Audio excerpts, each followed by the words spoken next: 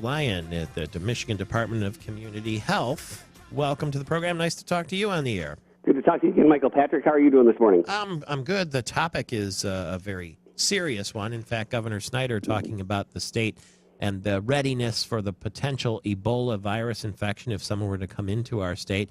Here's what the governor said about the healthcare community and various agencies, including yours, working to respond if an at-risk patient is identified in a Michigan hospital. Ebola is hopefully a low-threat and low-risk issue in the state of Michigan, but it's a very serious one. To date, we've not had any confirmed cases within the state.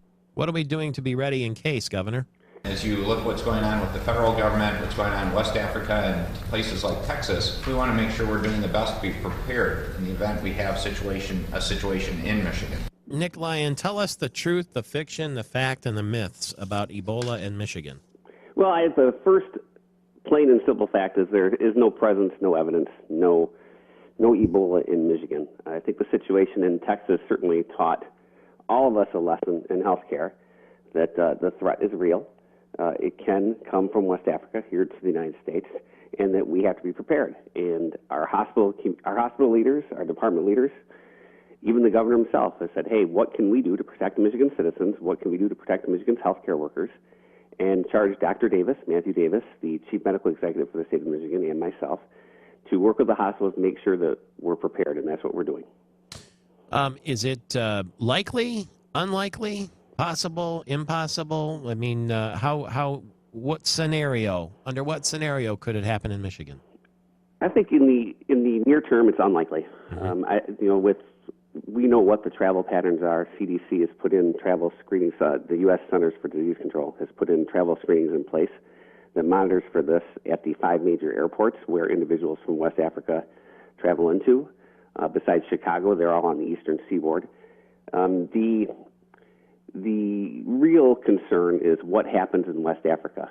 The federal government yesterday was reporting that there's close to 10,000 infections now in West Africa and nearly 5,000 fatalities. And the United States is sending troops there to build Ebola treatment centers, and that is really where we need to get ahead of it. Because if not, it's going to be more difficult to contain, in all countries of the world.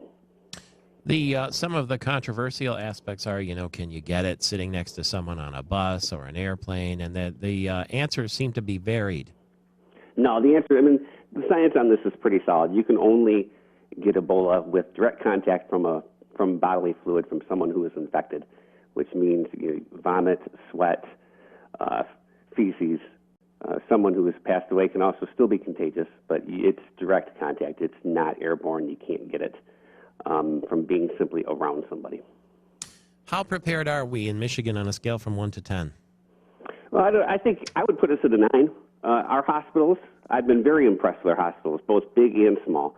They are staying up to date with the CDC guidelines. They changed recently to ensure that there's full skin coverage for any healthcare workers, going with the full suits, the masks rather than the goggles, and we've been following up with them to make sure that they have the necessary equipment in place, and they do. They have the capability to isolate patients quickly. They do.